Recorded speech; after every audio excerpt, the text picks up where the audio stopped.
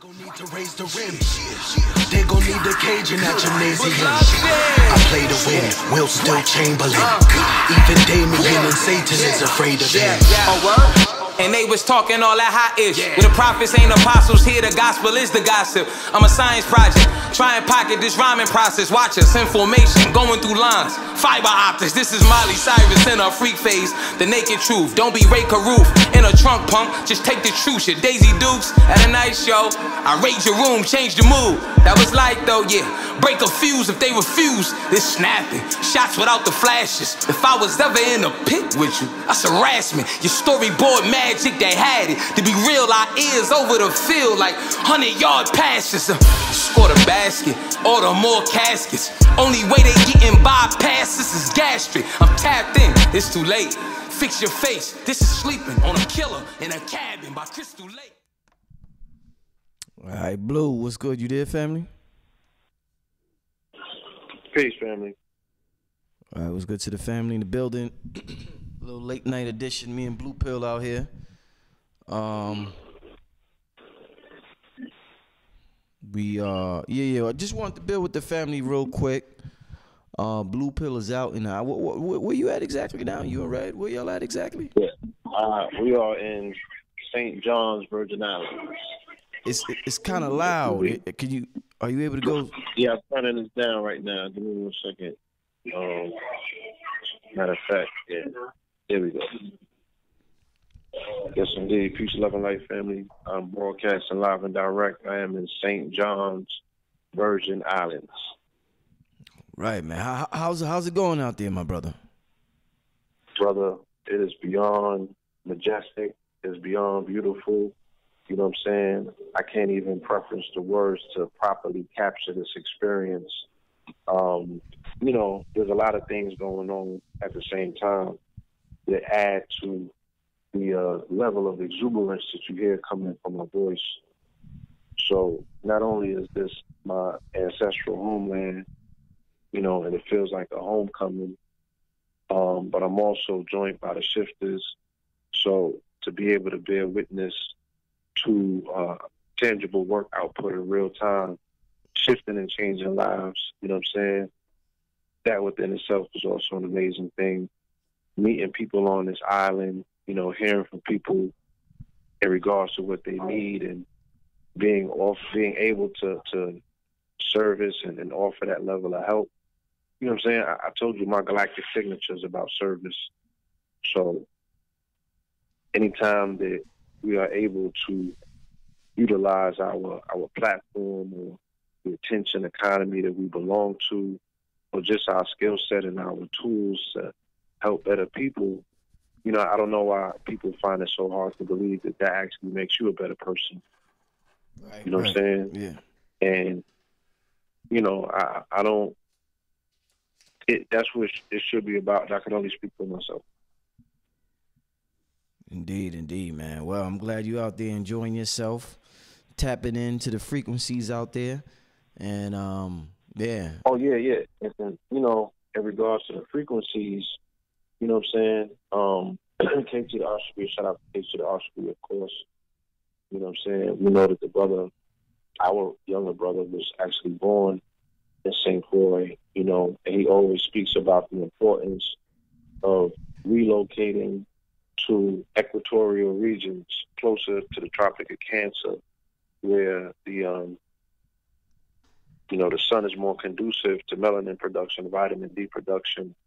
So coming from an environment a few days ago, New York City in particular, where it was 40 degrees outside and my skin was chafing and, like, you know, my bones were rattling, and it was only 40 degrees. It wasn't like it was minus 40. It's just some shit that I'm just tired of, you know what I'm saying? It catches you off guard. We've been dealing it with all of our lives, and I'm still trying to figure out what the benefits are. So being able to come here and be charged immediately upon arrival and feeling my DNA activated, you know what I'm saying, and seeing my face get fuller and my skin tone change, you know what I'm saying, and my disposition just totally shift. You know, I'm really, really into the things, once again, like I said, that make me a better person, a better individual, a better service agent on this planet. And, you know, the sun plays a big part in that. That's what actually activates us, keeps us not only alive, but closer to our highest potentiality. You know what I'm saying? Our superhero. So it, you know, the water, the sun, the landscape, the greenery, and the food, which is a whole nother story, because there's crimes taking place in these islands as well. You know, at some point, if not this conversation, at another point, you know, I hope we get to speak about this. You know what I'm saying? The economic warfare that has been waged upon our people, and they're utilizing the islands as a training ground for ultimately what we're going to see them pull in the States when this dollar falls out. You know what I'm saying? Because these islands were ravaged from the hurricane, and they're still dealing with a level of recovery. Inflation is like anything that you've ever seen. Have you ever heard of anybody paying $8 or $9 for a gallon of milk? Damn. You know, these are the stories that we hear about when societies fall to the wayside and shit falls apart. It's taking place right now. You know, they wanted $11 for a package of 6 tomatoes. You know what I'm saying? Like $20, $10 for peanut butter. Like, yo, bro. Crazy, man. I'm experiencing things, like I said, that we out here shifting paradigms, but I'm experiencing things that shifting my paradigm in regards to seeing, once again, where can we best service humanity or the people or ourselves, you know what I'm saying, or our personal self-interest, because you can approach this as an economist, as a businessman, and learn how to actually insert yourself in the market and compete with people that are price gouging other people out of existence. You know what I'm saying? This is a whole different form of gentrification taking place. So, with that being said, yes, brother, I'm having an inspirational, educational experience. No doubt, man. No doubt. Always expanding. And again, I don't want to cut you. I just want to segue to tonight's episode. More importantly, we are out here speaking to children. You know what I'm saying? We didn't come out here to speak to the grown folks necessarily. They brought us out here to speak to the babies. You know what I'm saying? So we spoke to public school children yesterday at an event. Tomorrow we're going to a high school. Okay? So our message is tailored specifically to the children who have, you know, for whatever reason, and we know what some of these reasons are, they're falling into this tide of niggerism by way of the entertainment that has been just thrust upon them from the States. So they want to be Bloods and Crips. You know what I'm saying? They want to be Tekashis. They want to be, you name it. Young man said the other day, you know, NBA Youngboy and all of these people that they now look up to, you know what I mean? Who, in my best estimations, are empty vessels, because they're not imparting anything that's allowing these children to grow in a particular way that's going to be fruitful or conducive to the conditions that they're facing on these islands at this particular time. That's how they snatched Harlem. Whole nother story. And other places that we know about that are gentrified, because one generation did not prepare the next generation for continuity to receive, right, to be in receivership of, oh, my grandmama owned this house, so she's going to pass it down to her grandson. But what the fuck do her grandson do to pay them taxes or to uphold his property or even see the value in that property? He don't even have an education to know what he has. And I'm watching entire islands getting swept away from people because they don't have the education. They don't even know that they're in paradise. So let's talk. Right. Well, man, you that was a very hell of an opening, man. Hell of a heartfelt opening, my brother. Wow, man. Hey. Shit. I wanted to I actually, you know, we were talking about the youth, and I wanted to talk to you about you know, the concept of you talked about they don't have the proper education. And usually when you meet somebody, usually they have some street smarts, or usually they have some book smarts. And the person with street smarts can get taken advantage of when a person comes from the person with book smarts gets taken advantage of when a person comes from a street angle, and it's like they don't know how to operate in that world. Like a lot of these lawyers is gangsters, and the dudes that are book smart, they don't really see it coming until it hits them. The next thing you know, their pockets is empty. You know, they done robbed them blind. And they're like, damn, I didn't even see it coming. But a street dude would have seen it coming a mile away. So then you got street dudes who, they know how to maneuver in the streets, but when it comes to being book smart, they just can't hang. They know, like, our people could probably be brilliant, and we're trading stocks. It's not that hard. It's just the language throws us off. So we like, well, we don't know the language. But, man, our people would kill it in stocks if they only knew the language. So very important thing for us to be in this world is to master those two worlds in this country we call America. Very important, my brother. So I want to touch on something I seen in the news also, but if you could just touch briefly on this aspect of street smarts and being book smart and street smart at the same time. Yeah, for some reason I just lost Blue Pill.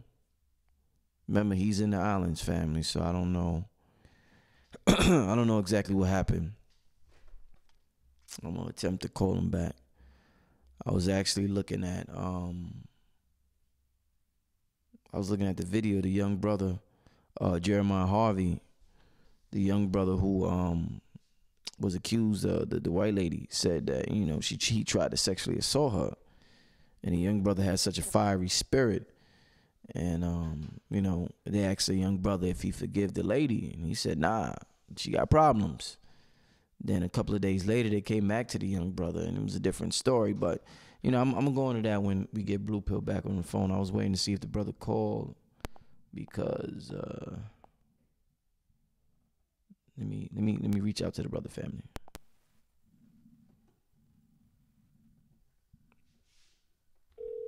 Let's get Blue Pill back on the line.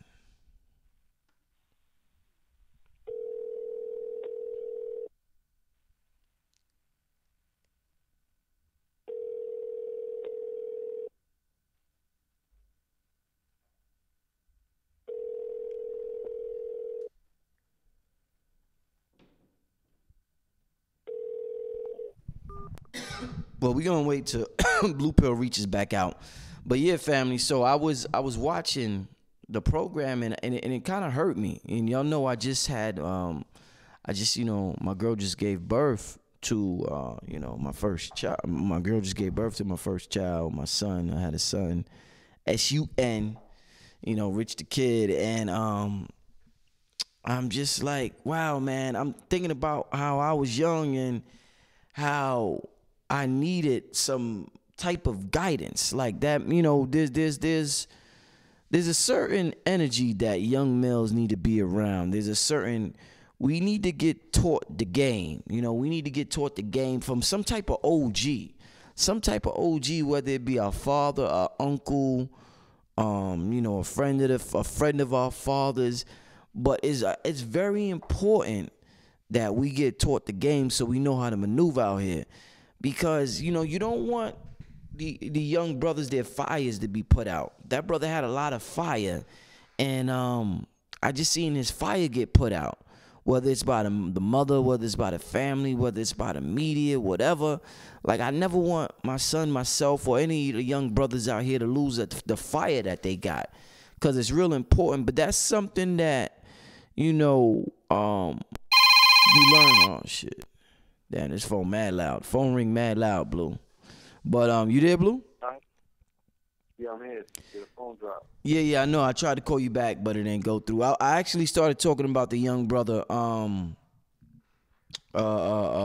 Jeremiah Harvey. I started talking about that young brother and how I seen his fire get put out in real time. You know, I seen him give one interview, and the brother just had a fire spirit. And the brother said what obviously everybody feel. And then I seen the brother come back a couple of days later, and it was just different. And I seen the brother, he didn't really want to say that he forgive her. and it just kind of hurt me. You know what I'm saying, Blue? And I just think that these young brothers, we need a certain type of OG energy around us, and that's where the street smart and book smart thing coming. We need a certain type of OG around us to teach us this game and teach us how this shit go, man. I don't want these young brothers, you know, by the time they 12, they ain't got no fire left in them. You know what I'm saying? But talk to me about all that. I know it's a lot to just, you know, touch on. We're kind of touching on different things at one time, Blue, but the phone dropped. But just touch on that for me, Blue Pill. It's not a lot to unpack, you know, 'cause like I said, I'm in a situation where I'm outside of the continental United States, and I'm able to bear witness to how our culture affects our family in other parts of the world. You know what I'm saying? So what I'm bearing witness to, you know, in real time, like I'm saying, is, you know what I'm saying, if these children don't have the necessary guidance to combat, you know, whatever the stereotypes are, whatever the outside influences are, you know what I'm saying, then they're going to more than likely conform to whatever their surroundings are, you know. In this case in particular, I see a very direct connection with this young man and his mother, you know, and not to take anything away from her. But, and I don't know whether she's a single parent or not, but I don't see her father present in any of the media. So she's tasked with a very monumental job at this particular time, and that is raising a melanated young man in a society where it's pretty much clear to her, you know, as well as to other single mothers, as well as, you know, two-parent households, that there's an open war on their children, right? No matter what the age is. So she has to steer and navigate this young man through this particular terrain and make sure that he sees adulthood, you know, and that oftentimes leads to a level of capitulation because she has to play the best cards that's available to her. So he initially might respond with a particular energy, you know, that is reflective of how he felt, right? The passion that he exhibited and how he felt, but it got replaced, as we can see, with how she felt about the situation. And you could see that he was speaking on her sentiments about how she felt, you know, or somebody probably from the church, the pastor, you know what I'm saying, or some other elders or elders in the neighborhood got to him and told him some slick shit about compassion and forgiveness and friendship. And that's the sentiments that he went with. He was on Good Morning America. You know, it's a different energy from being on ABC 7 News. You know what I'm saying? When Michael Strahan is introducing your segment with laughter and giggles before he gets serious about what happened to this young man, which is rather very serious. So it's the whole buffering and pandering and things that happen, you know, that says that we should be more forgiving. You know what I'm saying? Matthew 5:44. You got to forgive your enemy and turn the cheek and this, that, and the other. And that's what they got him on. You know what I'm saying? He, that fire got dampened. You know, they poured the water on it. Do I agree with it? Once again, this is not me. I'm just an observer, and I'm reporting it how I see it. I don't know exactly what was in that young man's mind for him to change his mind the way that he did. I'm only looking at it from a distance and saying, this could be it. This could be it if I'm reading it correctly. You know what I'm saying? Right. But I also understand the fact that this young woman is tasked with raising this young man in an atmosphere that's already very hostile towards him. Now he's in the media spotlight. You know what I mean? So she is pretty much wanting him. You know what I'm saying? Sometimes, what do they say? You know, you got to fold to see another day. You know what I mean? Right. Now,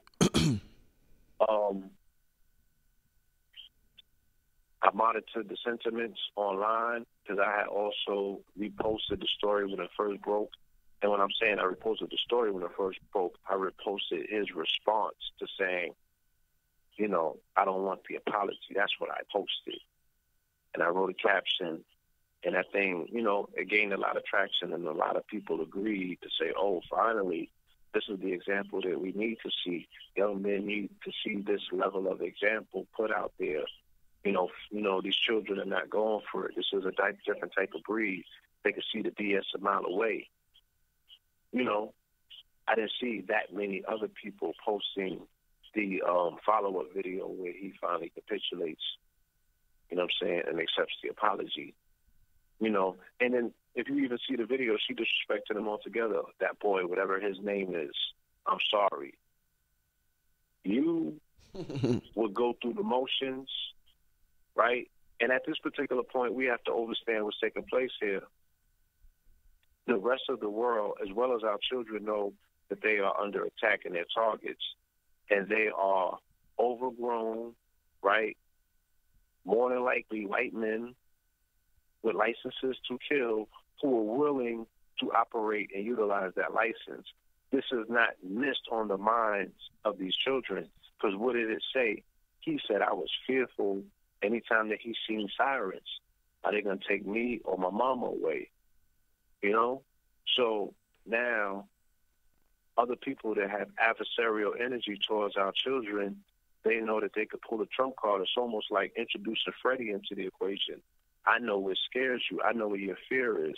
I'm going to call 911 on you for the pettiest of things, right? That's almost like an attempted murder charge. Wow. Okay. Damn. You gonna say it like that, Blue? That's an attempted murder charge? Ooh, okay.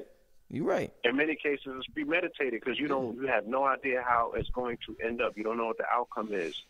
But statistics show the shit is not going to end up very cool, right? Either which way, whether this young man is handcuffed and sent to prison, when he's staying because he has this record, and, you know, statistics show that the judicial system is always going to lean in the favor of the accuser, especially if she's a white woman in distress in this particular environment, or he might get police jumped out on him, you know,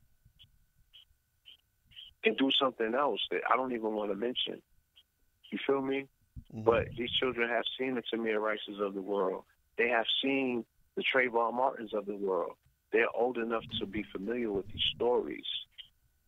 You dig what I'm saying? This young man was 9 years old, and she had the audacity to call the authorities on this young man without knowing exactly what took place, and then to disrespect him enough to not even mention his name in the apology. You know who that young man is. So to her, he just represents another nameless, faceless black boy. You know, and there has been a string of these false accusations that have taken place at the hands of white women in distress. So we got fake nigga outrage. What do you call that? Yeah. Fake Becky outrage, right? So the fake Becky outrage factor is now putting our young men under scope unfairly, right? Putting even more pressure on them because they walk around with a scope on their backs anyhow. So this is not cool. This is not cool that there's an additional layer that has been added to the already stressful situation of having to raise these young boys in a society in which all odds are against them. And now it's being exasperated by people who know how to push pressure buttons to say, I'm going to induce this stress, I'm going to induce this fear on a whole nother level by calling up these police, and the siren within itself is putting people into a frenzy because they don't know how it's going to end up. You know, this is not the first time with this situation. People immediately got on the mother, but then people immediately said, "Hey, where the hell is the father at?" I remember me and you was at we was down at the nail salon when that went down, and Right. you know, I told you I went the day before you, and you know, a lady was out there talking about those was her cousins. That was her cousin in there that happened to. And the females was out there for about 3 days, and they was like, we've been out here for about 2 days, and I'm like, well, where are the men? And I keep trying to figure out with some of these situations, Blue. I'm like, where the hell is the father at? Like the father, like still no statement from the father, or this from the uncle, or this from the nail salon. Like I'm like, where the hell are they? Like totally absent. So we're not talking about. Yeah, so I'm saying to myself, Blue, in a situation like this, I guess, oh man, these lessons that we need to learn from the OGs, the protection that we need, the men not being there. Where do we go from here? Like are the women picking that bad of dudes? Do you like? I mean, do you put some blame on the women, or is it just dudes just? Because it just boggles my mind, Blue. I don't even know the question. It just boggles my mind how I'm not seeing it, and especially probably because I just had my son, and I'm like, and you know, I'm just like, well, damn, I know how important that is, but it just boggles my mind. I'm like, well, where the hell is the man at? You never see the brothers. I'm not a parent yet, but for the life of me, I can't figure out how somebody can abandon a child. You know what I'm saying? Or not be there for them in times of, you know, child rearing, especially during times of distress, when that child has been put into, you know, a place that could potentially break them. You know what I'm saying? I come from a time when the village would gather around that child to not only protect that child, but help prepare that child. You know, we no longer, unfortunately, live in that time, and something happened, a shift happened, and it hadn't been identified. You know what I'm saying? We haven't drawn that line to say we need to research and study this so we can reverse engineer it. It's just business as usual, and the situation is getting worse. Because, once again, I'm on an island, right, and we had to speak life into children yesterday who, when we brought them up and put them on the microphone and asked them, you know, do they believe that they're powerful? They said no. You know, they said that. Nobody had. They said it. We're talking 11-year-olds, 12 and 13-year-olds. We got it on tape. You know, but by the time that we left out of there, that sentiment was totally reversed. And not only were they saying that they were powerful, they were speaking their dreams into existence, willing, you know, what it is that they not only want to do, but see themselves as doing. You know, so what that showed us is that you just have to take a little bit of time with these children. But if no one has taken no time with these children, or should I say, not the right people in the eyes of the children, because these children idolize rappers and athletes. You know what I'm saying? They don't really look to their parents or people in their community as, you know, viable voices that they feel that they need to listen to. You know what I'm saying? They don't hold them in a high esteem. And I come from the generation where that tide actually turned, and it was because of crack cocaine. You feel me? When the children stopped looking at the elders as people who can actually speak to them, I had words of wisdom, I had anything to offer, right? Because they didn't have nothing shiny, right? Shiny shit syndrome, we're going to go back to that once again. So, yes, we are failing our children. I don't know what happened. You know what I'm saying? I don't know what happened. I can't really speak to it when our future just didn't become our top priority, and these young children, you know what I'm saying, weren't looked at as precious enough where we were willing to provide and protect them. You know what I'm saying? Especially, like I said, during times of distress when you know some real shit jumped off. So that nail salon wasn't a screaming match. That nail salon wasn't somebody calling the folks on somebody. That nail salon was an assault. Somebody got hands put on them. You dig what I'm saying? And you bore witness just like I did. There was a 9-year-old child that had to come out there by the name of ISIS to shut that shit down. Where were the men at? And we walked through that neighborhood and interviewed the men, and they could care less what the hell was taking place. The majority of them was actually vouching for the Korean nail salon owners. So we're dealing with that level of apathy, you know. Or like I said, once again, if 8 out of 10 women have been sexually assaulted in our communities, that means that we're surrounded by some trifling pieces of shit, right? Some old ones, they done came and went already, and they had children, and they must have taught through the code, because they don't care no more, you know? And I guess at some point, because they had to hide amongst the populace, right? Because that's what had to be happening. These people had to be hiding amongst the populace, and you had no idea that this was going on. You feel me? You just felt the effects of it by way of the level of apathy for these men just not caring or not showing up or not being there. Or if they did, they only had to show face in public because that was what was in at that particular time. But now that it's not in, niggas ain't showing up. They just don't care. And they don't have to hide their hands no more. They're vocal about it. They got songs about it. You know? How important do you think it is for a young man to have, or a brother, adolescent, or a young brother to have like an OG in their life? Like, even if it's not... It's not even an OG, because I was just about to say, like, as a solution, like, we might have to bring back the Big Brother programs. Right. You know okay. I was just thinking about that, man. Go ahead. That's what we implemented yesterday for these young children. Mm-hmm. You know, we showed up on some Big Brother shit or some uncle shit.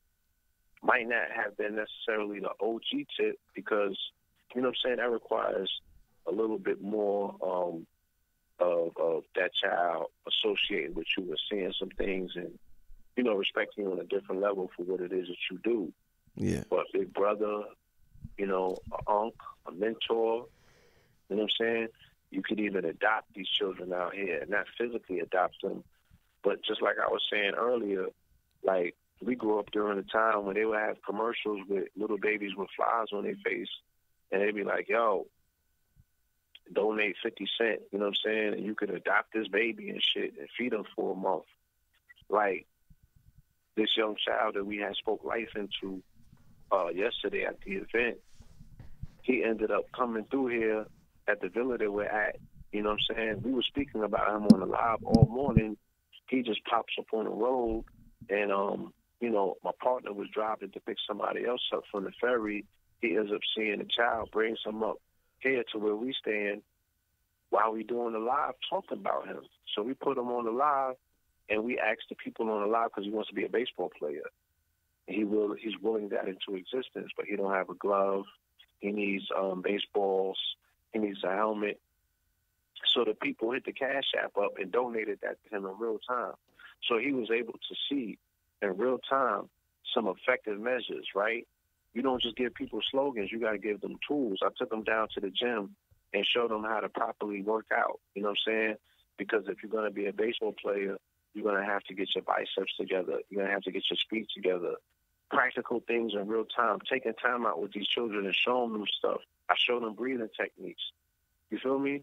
Like, just a little bit of time. This is not taking anything away from me. It's actually building me up. So until we start thinking like that and moving like that, right, and adopting some of these children as our own, and like I said, I don't mean moving these children in. It just means being there for these children. Sometimes they need a mentor. Sometimes they need a big homie, yes. And like I said, as time goes on and you do for these children and you gain their trust, then you the big homie. That don't mean I got to give Shorty a pack. That don't mean that, you know what I'm saying, he got to see me bust my gat. It means that you have to gain the trust of them, for they know when they in them tight situations or those jams that you putting on for them without any expectations of no returns. You do for them as was done for you. So I remember when I grew up and there was mentors around. I remember when I grew up and there was big homies available. I remember when I grew up and I didn't have a bigger or older brother, and people were there to play that role if necessary and need be. I have no idea what happened, bro. You know what I'm saying? I don't know if they're saying because it's a shortage of melanated men in society that there's just not enough of that to go around anymore. But I find that hard to believe, bro. You know what I'm saying? Because these OGs is reaching these young kids, like I said, and they put packs in their hand. That's still going on. Right. Right. They're giving them gats, you know what I'm saying? And they telling them because they're not going to go to, you know what I'm saying, they're just going to get a juvie case that they could put in that pain, they could put in that work for them. Right. That's still going on. Right. That's alive and well. So where's the flip side of it? And they totally did away with the big program, taking 10, 12 of them out to a baseball field or the basketball courts, you know what I'm saying, or skating, roller skating, or you putting them on a bus and taking them to amusement parks. Like, that does not happen anymore, and that's what I grew up around, where that was a staple in our society, and we took it for granted, I think. I don't know what happened, but when the shit disappeared, it was just gone. Right, man. You know, Blue, I remember distinctly, you know, growing up, you know, I didn't really have much of a male influence. Like I tell people all the time, my pops died like 2 weeks before I was born. And my uncle, he was in and out of jail. Then, and my other uncle I had, he was into doing what he was doing. So, you know, I pretty much, you know, it was just me and my friends learning from, you know, we was learning from the streets and experience and, you know, from my own mistakes. Right. You know what I'm saying? So it's like, I remember when my uncle, he came home, when I was about 19, when I was 18, he came home again from jail. And I probably spent the next, from 18 to 22, I spent a lot of time with him. And he taught me so much game, Blue, in those 4 years that it changed my life. Like, I'm talking about completely. Everything I ever learned from school, everything I ever learned from my mother, that was absolutely great. But there was a certain masculine energy. There was game, this game that I just want the black woman to understand that it's impossible for women to teach a man a certain type of jewels and give him some jewels and a certain type of jewels. I don't even know if I'm saying it right, but teach them some lessons in life or whatever about how life really is. And I just remember how drastically it changed my approach to business, my approach to relationships, my approach to everything in life. You know what I'm saying? And shout out to my Uncle Preston. I gave my son his middle name Charles, so shout out to my Uncle Preston or whatever. But shout out to the yeah. But so I just want to say that I just want people to understand that, like, there's just certain, and I always say, like, my mother had the greatest mom in the world, but there's just certain things she can't teach me. And that's not taking anything away from her or any black woman, Blue, but we need to understand that there's certain things we just can't learn from black women, Blue Pill. So could you touch on that, Blue? You know, how much this game that we need to learn from the older brothers out here. I can only speak from experience because these are the emails that I get. These are the conversations that I have when people pull up on me at events that they say, thank you. And I'm like, you told me, you be telling me. Yeah. What are you thanking me for? They be like, yo, you are the male voice in my child's life. You know what I'm saying? And they're soaking up this game from you by way of YouTube. You know what I'm saying? Like, they don't have fathers or uncles. You know what I'm saying? I don't bring too many men home that bond with my children, so they're able to soak things up by listening to you guys. You feel me? And I've been like, wow, because I pepper my dissertations with game. You know what I'm saying? Not for you old niggas, but specifically because I know that's what young men need for developmental psychology, right? Because all of the book smarts in the world is not going to cut it out here on these streets, because these streets are not necessarily run off of book smarts, to run off of street knowledge. So in my time when I was growing up, you had to be an intelligent hoodlum. That's who we looked up to. You know what I'm saying? Like Gaddafi was, that's my dude's name, right? Am I getting his name wrong? Intelligent hoodlum? Who are you talking about? The rapper, the dude out of Queens. Oh, I don't remember. Yeah, I don't know. Yeah, that's Gaddafi, yeah. Oh, Tragedy Gaddafi. Tragedy Gaddafi. Yeah. That was my guy right there. You know what I'm saying? we respected his approach. Because like I said, the original people around my way who exemplified the gangster aesthetic, I didn't follow people with shiny things. I looked up to the 5%ers around my way who was on a gangster shit. You feel me? Right. They're the ones that taught me the game, but they also would give you some lessons. So to see a melanated man get into that level of, intellectual proudness, but also be the person in the neighborhood who maintained respect and also maintained, the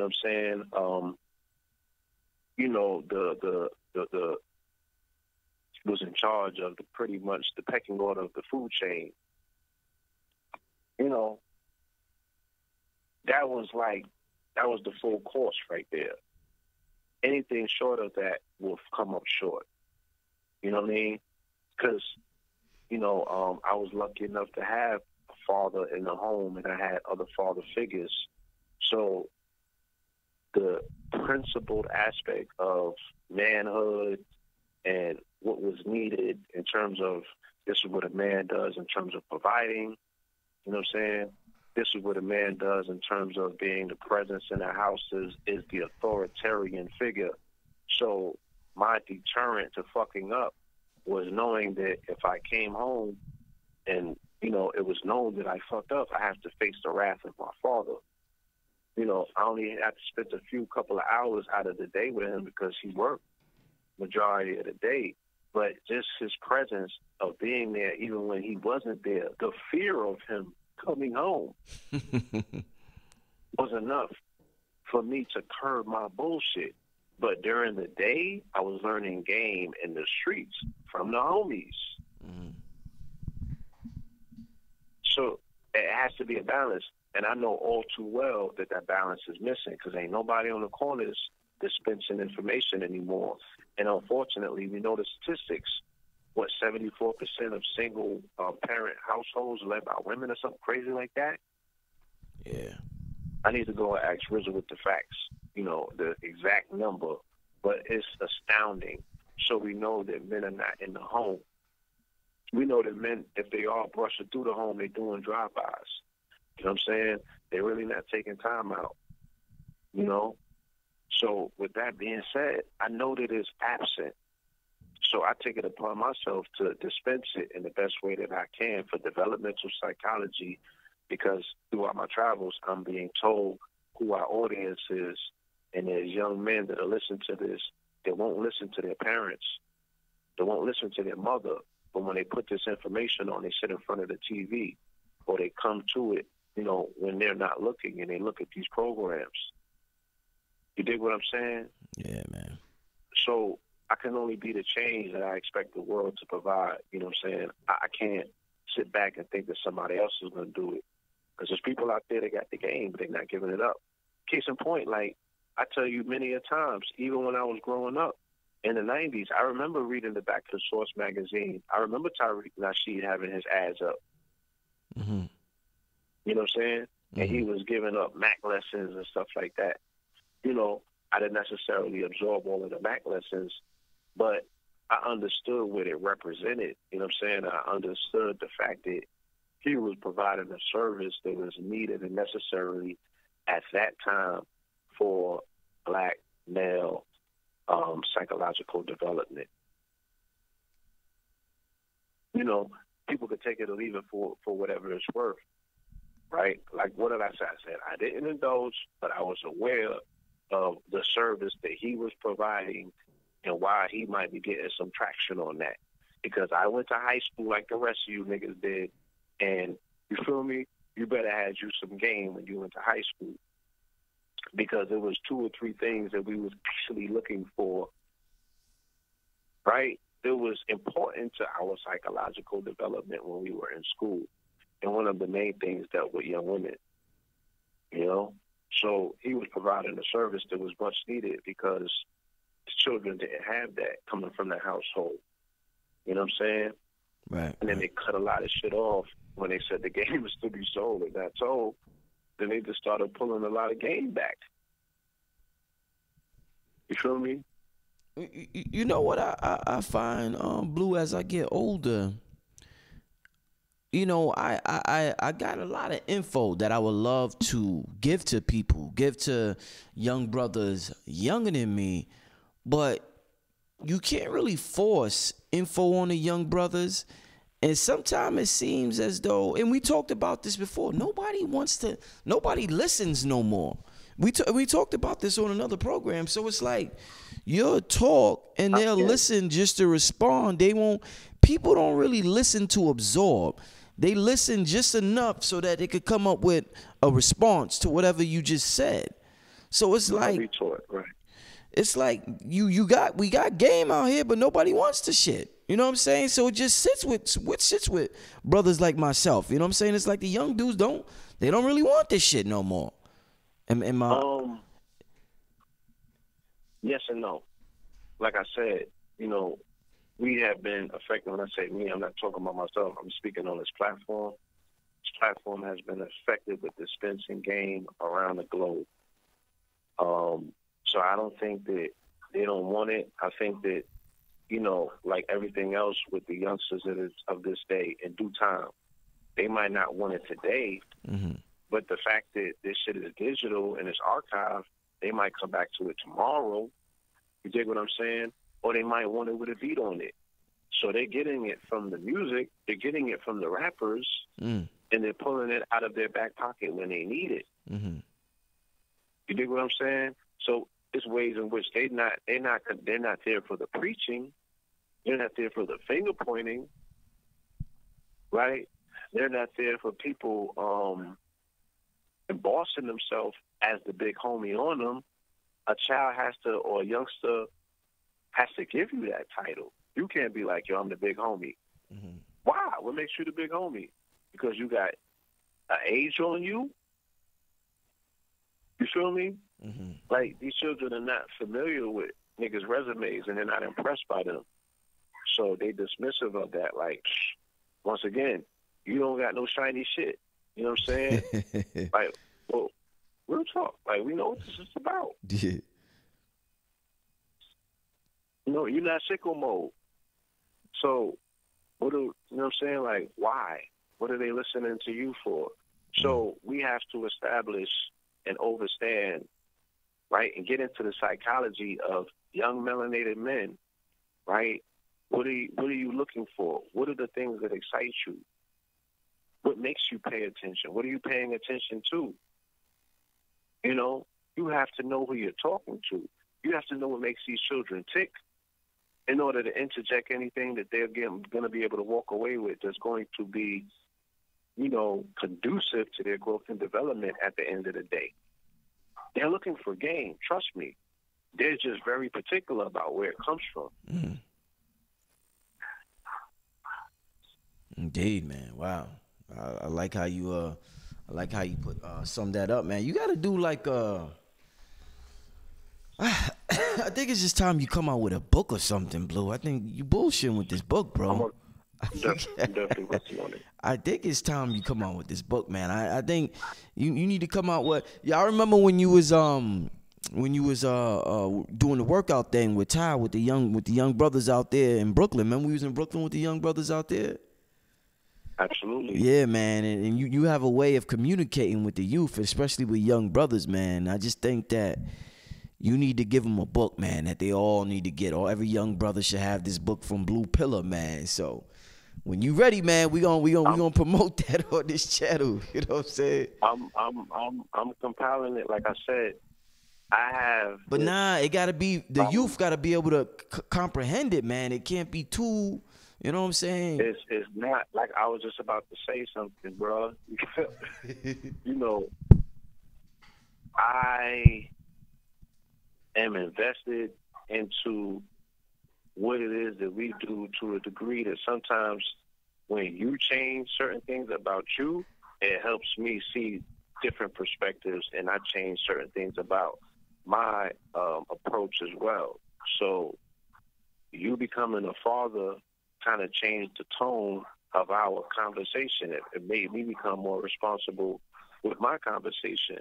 You know what I'm saying? So yes, I'm speaking now in a way that 11, 10, 15-year-olds can listen to us, you know what I'm saying, and understand what we're saying, because automatically I'm thinking about fatherhood. I'm thinking about being an uncle. I'm thinking about children, you know. So I'm not going over the children's head. I don't no longer want to, you know what I'm saying, I'm not concerned with necessarily speaking to adults or their parents. I think that they get it at this point. The children are the one that need to be spoken to. They need to be serviced. You know what I'm saying? They need to be uplifted. You know what I'm saying? So, yeah, I definitely want to take that approach to speak directly to the children who need it the most. And that's what I'm able to, going around to these schools and speaking to these children in real time. I'm able to see what works and what doesn't. Mm-hmm. You know, and then I'm around effective orators and people that are also reaching children, and I'm seeing what works. Mm-hmm. It's about the babies, bro. Right. One of the complaints we get sometime on the channel for those who do have children is the language, the cursing. What I want to, not just yourself, I'm not trying to say just you, but Professor Griff, people tell me about Griff. People tell me about me, like, yo, Rich, you cursing a little too much last night, you know, whatever. What I want to ask you, Blue, is that I remember reading a study. They said a study was saying one time that people who curse are more honest. We have formed this perception that there's something wrong. Well, first of all, we were told that fuck, shit, damn, all these words are what we call curse words.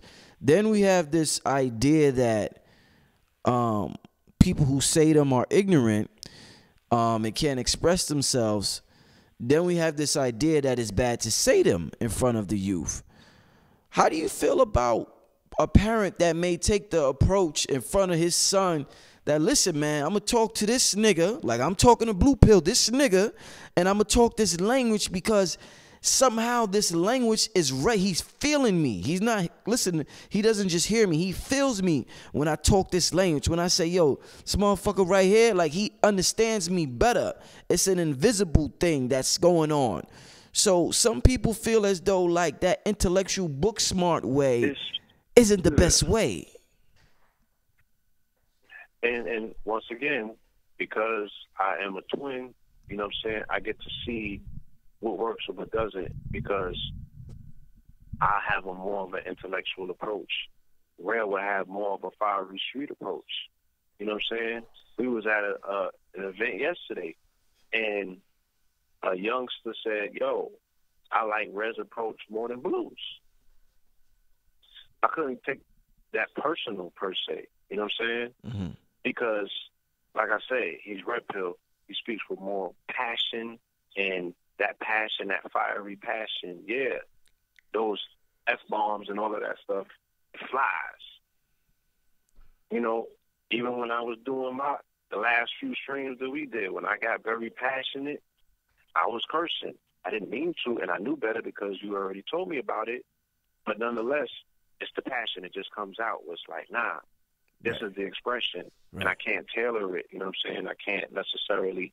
But I was in an auditorium standing in front of young, small children, their parents, and, you know, children that were a little bit older. So you have to be like, damn, who's this message going to, and how can I get it in the middle? Sometimes you can't. So I was cool with the fact that I didn't do too much cursing, and I didn't get super duper hyperactive to appeal to the 15, 16, 18-year-olds in the crowd. But, you know, when they asked at the end who, you know, they brought a youngster up that was like 9 or 10 years old, and it was like, well, whose information and message resonated best with you? The first person he pointed to was me. So sometimes you have to tailor your message for a specific audience. You might run a risk of losing the attention of other people who need that work. You know what I'm saying? They might need that gasoline because that's what they're used to. They have now, you know, bust the barrier, and they're born, you know, they're grown into this other world, this other side of this world, where through the music, through their own household, through their friends, through school, they already know what the curse words is about. And that's kind of what signals to them they need to pay attention. Sometimes those are triggers that are necessary to get the attention of these youngsters because everyone else is screaming and cursing at them. And that's how they pay attention. Mm-hmm. You feel me? Mm-hmm. It's like some women that need the shit slapped out of them to convince that you love them. Mm. I'm sorry. You know, if I'm telling secrets that, you know, old folk listening to this particular channel are not hip to, yeah, that shit is going on out here. You know, right. They need to be choked during fornication for them to believe that you love them. You know what I'm saying? They want to be smacked to believe that you feel that passionately about them because they come from that abuse. You know what I mean? That's what they need. So when you're speaking to such a broad audience, it's going to be very hard to connect with every single person in the audience. Sometimes you have to target and tailor your message to people that you specifically are speaking to, you know, but there are people who are able to tailor their message and it connects with almost everyone. You feel me? Mm-hmm. So once again, because I travel and I'm approached by grandmothers, I see the innocent children to come up to me that are like 6, 7, talking about they listen to my videos every day, and sometimes I cringe because I be like, damn, I know I said X, Y, and Z. You know what I'm saying? Like, how do they feel about that? Like, how does that resonate with them? Am I the one teaching them how to curse? Are they thinking it's okay because they heard it from me? Right, you know? Right. You know what I'm saying? Like, even when somebody was like, yo, you know, me and my children listen to your music all day, every day. I'm like, damn, are you screening certain songs? You let them listen to the whole shit. They like, nah, they good. I'm like, damn, thank you. You took a load off of me. You feel me? Right. Because once again, I'm like, damn, when I'm in the studio, I'm not thinking about I'm making this music for 5-year-olds. You dig what I'm saying? Definitely. Now, I'm appreciative of a 5-year-old listens and resonates to the music and gets something from it, you know, but the competition is different. Like, you know, you got to knock somebody off their block out here to really get their attention. So, you know, you got to use that language. But you're that passionate when you're in the booth and that language spills out.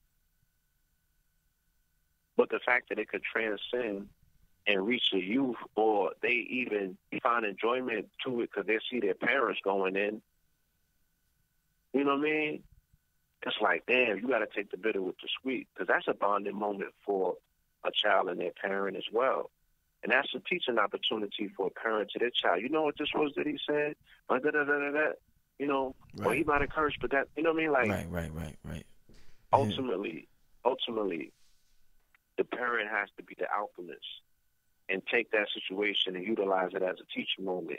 Because truth be told, your child is going to be exposed to these words at some point when they come outside and get off the porch.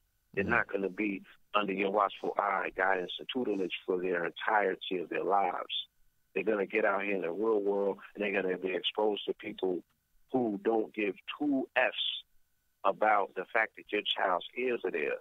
I be around grown folk who have the vilest of conversations around children with no consideration whatsoever that these children got virgin ears. And they be talking about the most. And I do remember when I was growing up, that was not being done. That was off limits. They would tell you to go in your room.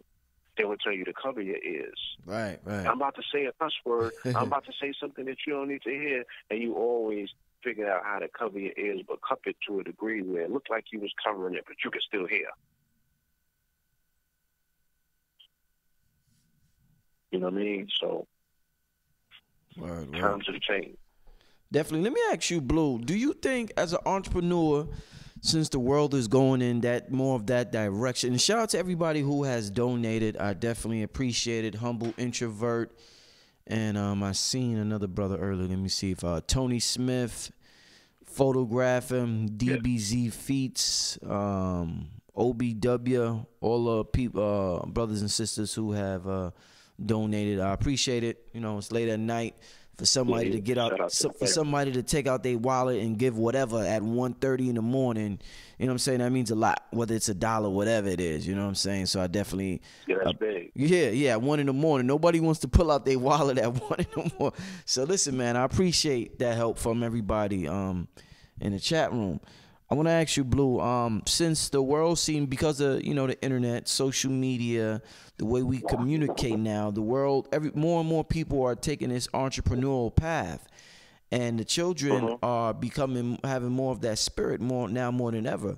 In terms of what we talked on earlier, street smarts and book smarts, what's more beneficial to a child who wants to be an entrepreneur? Do you think one is more beneficial than the other, whether it's book smart or street smart? Because we know how this game going, this entrepreneur game, Blue. It's a dirty game out here when it comes to this game, Blue. You got ups, downs, lows, highs, mids. Yeah. I mean, there is this prevailing thought that we would want to believe that if our children are just street smarts, they're going to be business savvy to a degree, right, to see the hook when it's coming. And that's not necessarily true, because even while I'm here on this island and I'm hearing the horror stories about how the people have been duped out of their land, right, by the same crafty paperwork gangsters that are running the same tricks that they did on the continental United States with the continental quote-unquote Americans, the Native Americans, or the indigenous people of that particular region. They are in this part of the world running that same game. So the legal gangsters are so thorough with their legalese in a way that they can whip you into a frenzy with a pen, that I think that, again, the combination is vital because, one, you're not going to go to school to learn about that necessarily. You might go to school to learn about the rudimentary aspects of how to read a contract or what to look for, but the loopholes and the other stuff that you're going to need to learn, that comes from street smarts. That comes from you getting your education outside of school. You know what I'm saying? That comes from you reading some books about the game and how these things are being played. That comes from you listening to some elders. That comes from you attending YouTube University. Because this information is not being taught in law school. It's not being taught in business school. It's not being taught in high school. It's not being taught. You feel me? So you might want to go to school or college or whatever just to learn business, certain aspects of business that you need to learn, accounting, right, marketing. But the hustle, you got to come to the streets to get the hustle. You have to speak to people in business to get the hustle. You have to have a level of savviness about how you're going to approach this thing. You have to be ahead of the curve to learn what the technological advances in said industry are for you to get the advantage.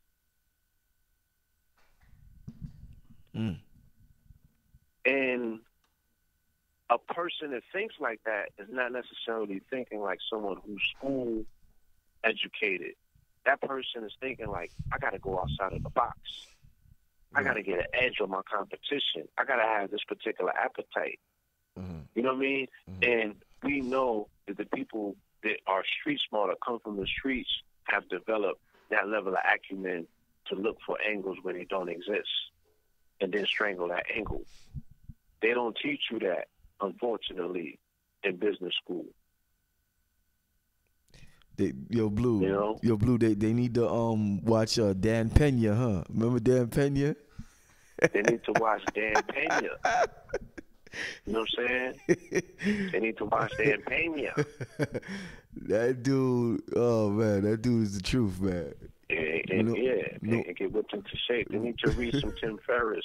Right. They need to do things that are necessary. Somebody was talking about, there was a book that Donald Trump wrote with Robert Kiyosaki. Y'all bought that book when I was young. It's on finances. Talking about talking about all of the ways to pretty much beat the system, all of the loopholes. You know what I mean? To take full advantage of this particular system, as he did, as his father taught him how to do. Now he's president. taking full advantage of a situation. So get out of your feelings on the fact that this man wrote it. You had a particular discuss about this man. He was still giving up jewels. He was still giving up secrets, right?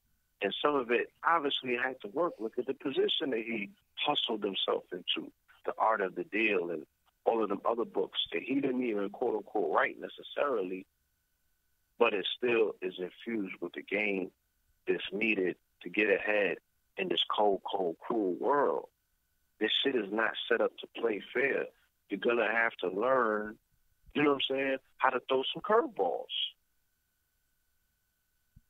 And they're not going to teach you that in school.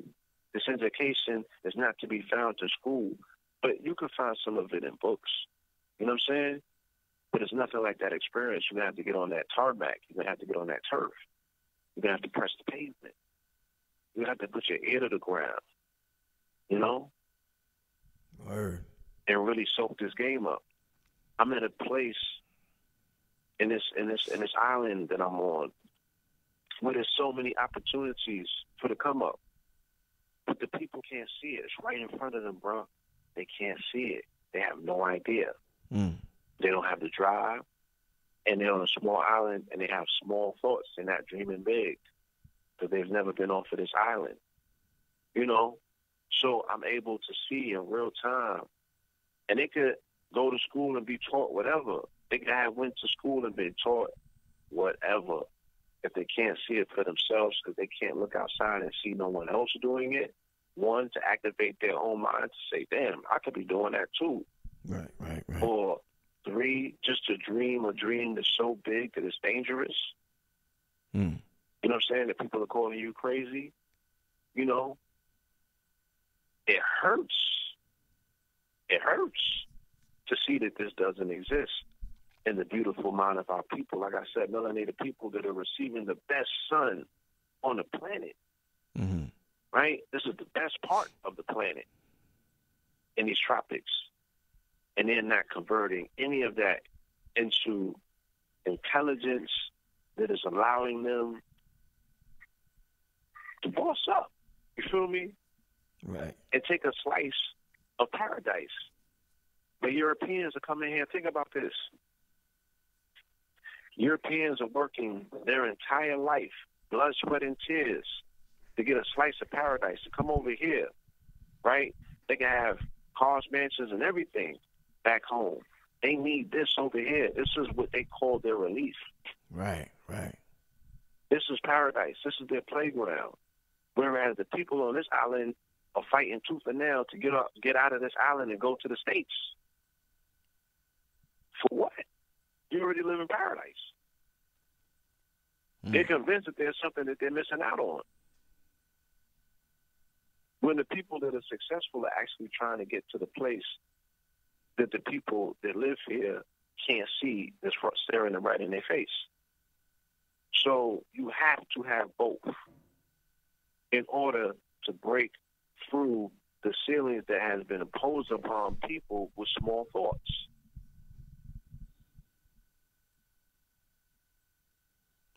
Indeed, man. Indeed, Blue.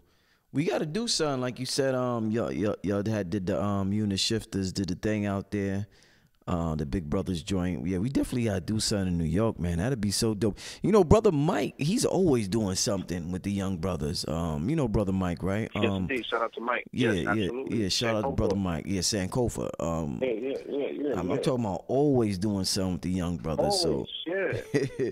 So he's always been there for the babies. Yeah, so shout out to that brother, man. As long as I've known him. Yeah, yeah. So we definitely gotta put something together sometime real soon too. You know, somebody in the chat room, I forgot his name, they was saying we need to have a teen summit like back in the day. Remember Teen Summit? Yeah. Nanda. Yeah, I remember Nanda. Yeah. Solomon Thomas in the chat room. Was dope. Yeah. So Teen Summit was dope. You know what I'm saying? I propose that we do a town hall meeting with the teens. It's time to start listening.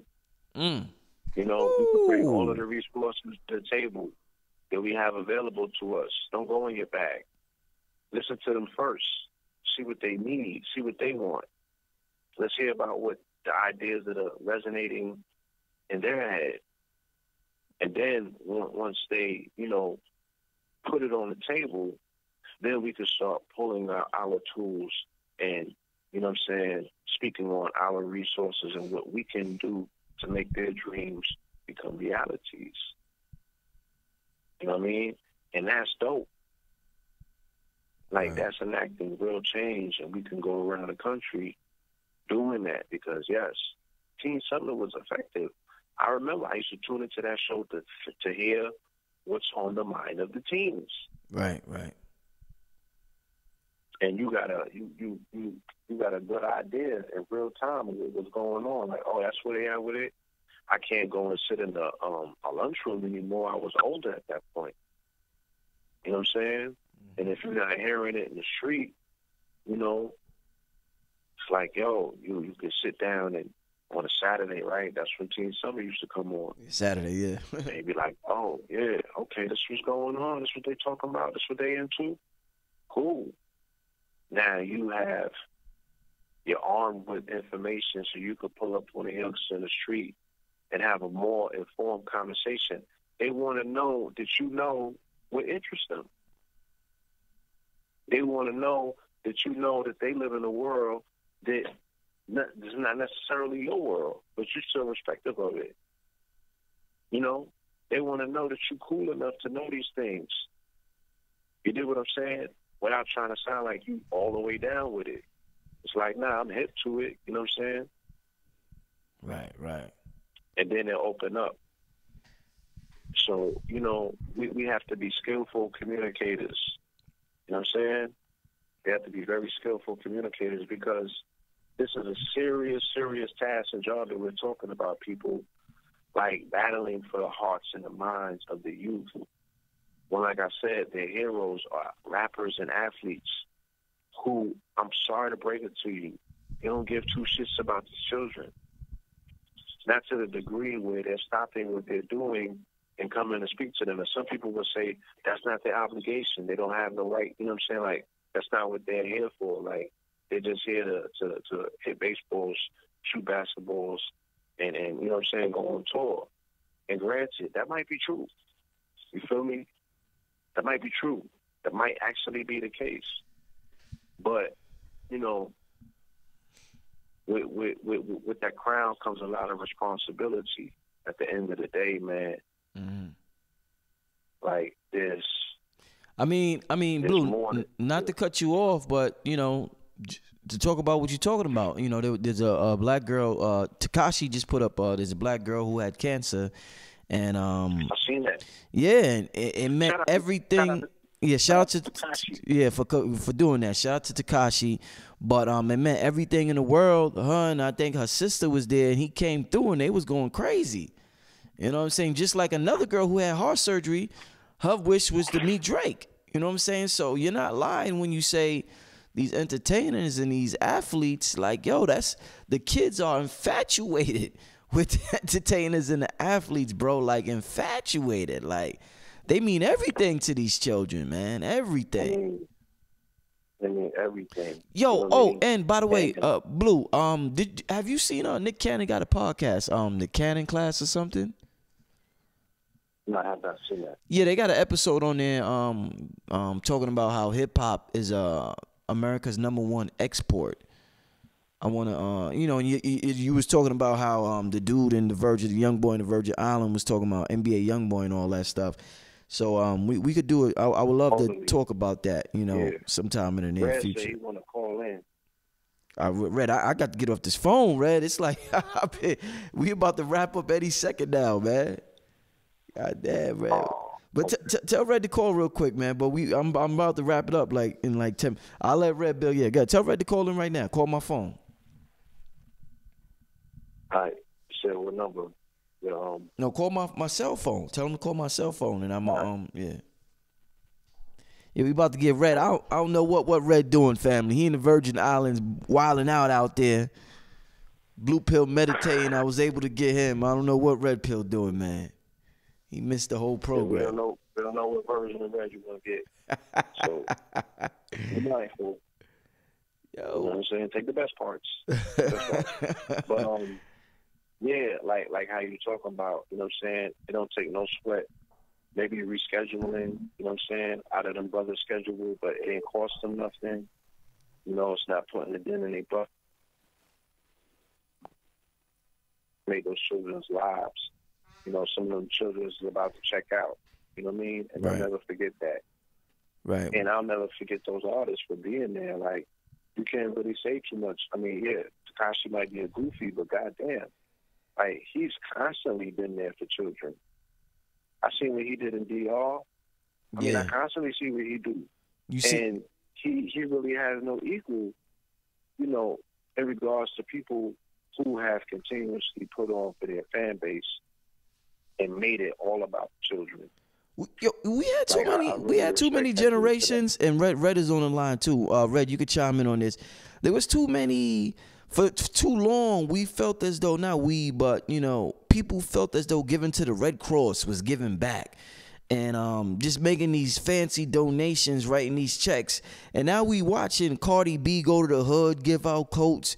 We watching Tekashi give out money in the hood. We watching NBA YoungBoy. He was just recently giving out money. I think he gave out money to somebody who got a scholarship. So it's good. And, you know, I don't know what, I'm not judging everybody in the 90s, early 2000s, but I'm glad these young brothers and sisters, they don't just look at the Red Cross or this foundation as a way of giving back, and they're actually in the streets, physically there, giving to these people. Yeah, they taking it in their own hands. Yeah.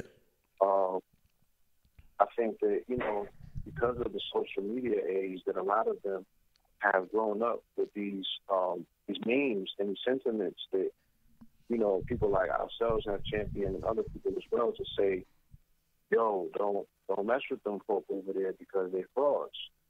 You know what I'm saying? Yeah. So, you know, Diddy said it. You know what I mean? I mean, there's other people that have platforms and have other people's ears to be like, yo, you know, we ain't doing that this time. Or was Diddy the one that was in Red Cross? I could be wrong. Red, you on the line? Red Pill. Yeah, I'm right here. Peace to the family. All right, yeah, we about to wrap it up, Red. You called in toward the end of the program. I see Lovely Flower 44. She said Rich got to get to his daddy duties. Yeah, you right. I gotta get off the phone to my daddy duties. I see she also wrote when Michael Jackson did it, they called him a pedophile. I don't know exactly what she's talking about. I guess when Michael Jackson tried to be a big brother to the youth, I guess, yeah, I'm cancer, assuming. Yeah, he was there for cancer patients. Oh, Michael okay. People, you know, the Make-A-Wish Foundation and things of that nature. And they did, you know, they panned him and they painted him as a pedophile. He was letting babies sleep in the bed with him. We're not going to comment on that. Right. But yes, it's the least expected at this time. The NBA YoungBoys, the Tekashi 6ix9ines, you know, the Drakes, and there are others who have been there for these children when these children are in a state of distress, you know, on their deathbed. And, you know what I'm saying, them showing up and showing out is it's a beautiful thing because it not only touches and impacts that child's life, you know, it's on the timeline, it's social media. Like, a lot of people are benefiting from that. Look, they have a book called, they have a book called The End of Marketing, right? And the Rise of PR. So we live in a day and age where there are PR firms and there's something called public relations that the artists recognize and realize is beneficial to their story, you know. And it used to happen back in the days. The only thing was we didn't have photographers with us, and we didn't have what is known as social media. But remember when the drug dealers would give out bags of money to the bums? Remember what Mike Tyson would do? right? Remember Coming to America when he gave the bum the bag of money and everybody in this movie theater was clapping like, Hakeem is such a good guy. You know, people do these, it's called cleaning your hands. Something politicians do, or they master that. And it's honorable because what it does is it sets a precedence amongst the people who they influence, because these are heavy influencers.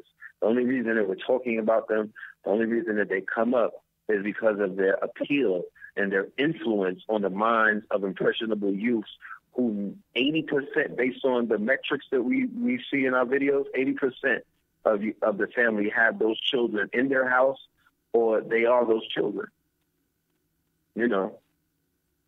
So in a world where people say the youth are cold-hearted and they really have no regard for the homeless or the sick and feeble, you know, or people who are, you know, just down and out, to see the rappers embrace and to show that you can show empathy and compassion and a form of humanity or humanism. And these are mostly the rappers or the artists who are considered to be, you know, heartless or savages or inhumane. And the reason why it's so astonishing to see them do it is because of the contrast. Because if it was a tree hugger, if it was a J. Cole doing it, because that, you know, that happens, but nobody reports about it, there's no impact because there's no contrast. You know what I'm talking about?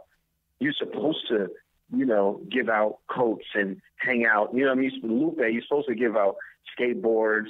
You feel me? J. Cole, you're supposed to give out beeswax and, you know, T-shirts and encourage everybody. Kaepernick, you give out Nike to the homeless. It's all right. But when NBA Youngboy does it, or when Tekashi continues to put up these videos, it completely resets his account to like zero. You know what I mean? He balances his debt, but they're showing people in real time what Ma'at looks like and what balances truly is. So once again, the rappers are teaching the people if you know what's taking place. You know what I'm talking about? The mafia employed that rule that you could get your hands dirty as long as you did what? Take care of some babies, kiss your mama, take care of mama. The Shriners got hospitals. Say it again?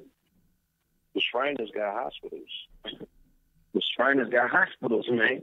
That's how they clean their swords. They build hospitals. That's how they clean their swords, by building hospitals. You feel me? So be aware of the tactics that are being used. I would identify a lot of that as PR campaigning. You can't be ratchet 100% or be completely, you know, on the edge all the time. There's a balance to things. Right. You know. All right, I'm back, y'all. I want to wait for a second. So that would be my take on that. Let's do it, my brother. You know? No, the thing just went offline for some reason. All right, we back on. Yeah, I just kind of wanted you to touch on, give me your take on the young brother that from Brooklyn who the white female. Flatbush. Yeah, she accused him of sexual assault. His book bag brushed up against her, and right. You know, the brother had a fire spirit in him. And when they asked him, does he forgive her, which the media need to stop doing that dumb shit, he was like, nah, she got problems. But then a couple of days later, right. He's on Good Morning America with his mom, and his spirit was just different. And, you know, they asked him again, and he's like, yeah. And it was just like, man, come on, man. This shit is crazy, man. Just give me your take on, you know, What when you see that, what do you see, Red? Because you have a young son, you know. So when you see a young man go through that, what are you seeing? I see the fear of a black Amor Messiah. I see the fear of a messianic force, something that the quote unquote dominant culture is at war against. We always have to put that in context. There is an active war, like there's a Fortnite against, there's a culture war in America right now, and it's against black youth who be bucking You know what I mean? It's against the hip hop, you know, super predators. It's against, you know, the archetype of the angry black male, the toxic, they call it toxic masculinity these days, that a toxic heterosexual hypermasculine brute. You know, shit like that. Niggas, killmonger archetypes. That's what they're rallying against.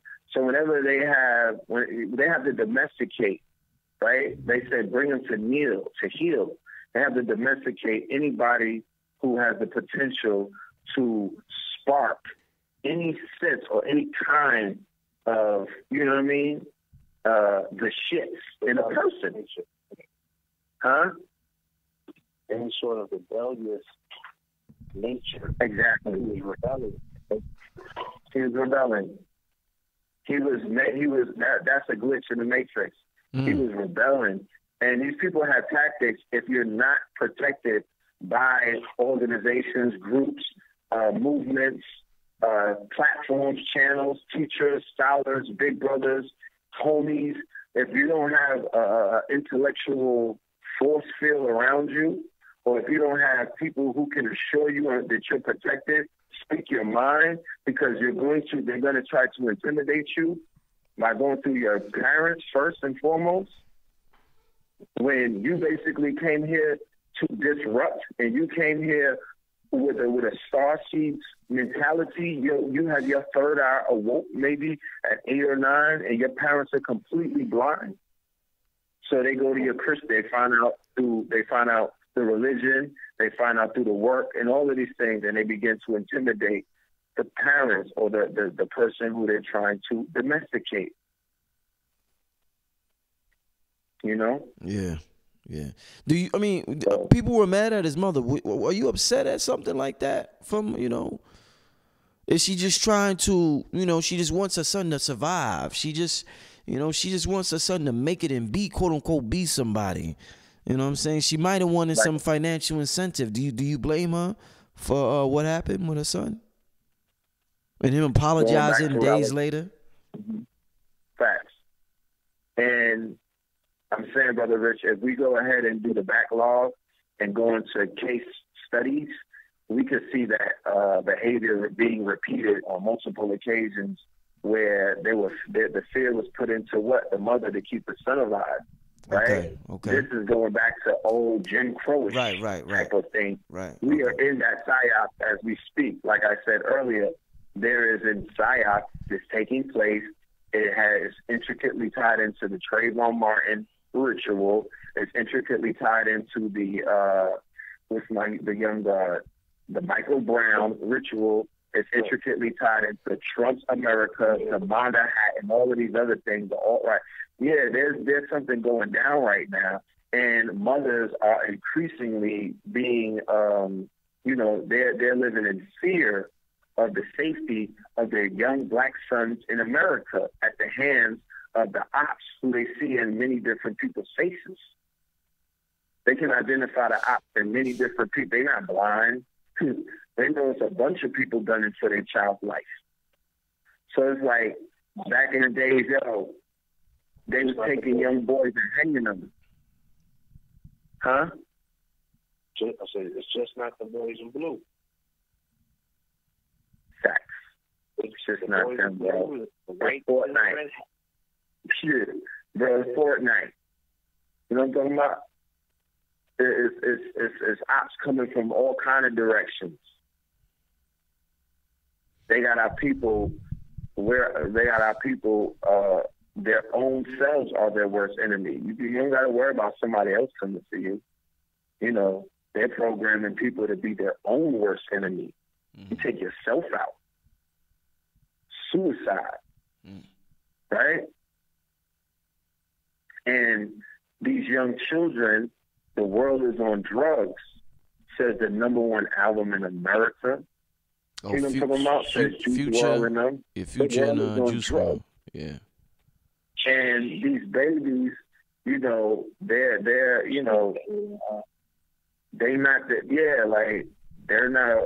going with the they're like, they're not apologizing, and you know what I'm talking about? or maybe them being on drugs will make them apologize. It goes both ways. It's not a one-way sword. But what I do know is that these young men that are growing up need to see more examples of strong Black men, unified, standing up for themselves, speaking their mind, making things happen, speaking life into them. You know what I'm talking about? Just doing great things. Like when they see the video that y'all did the other day, when they see that the Master Avenger.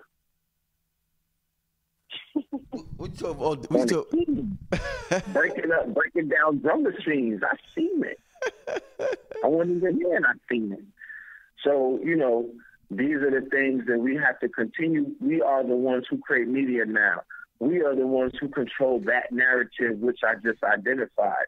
Not to say that we're the only ones, but we have a considerable amount of us that are, you know, when you put the numbers together, it's millions of people that we're influencing in real time, not talking about some historical figure that we have to argue and try to brain wrestle if that was legit or not. No, real time stuff going on right now.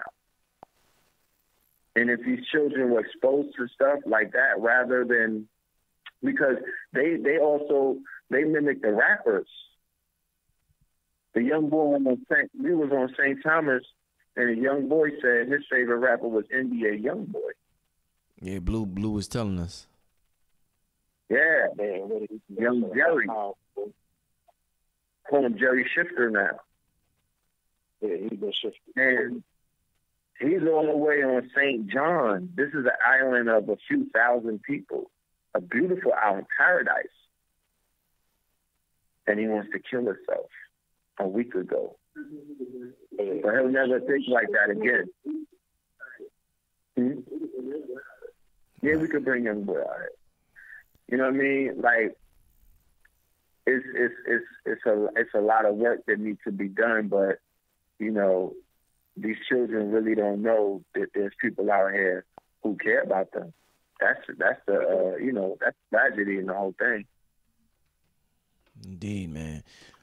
Me and Blue was saying, we was talking about Brother Mike. We definitely gotta do something soon for the young brothers.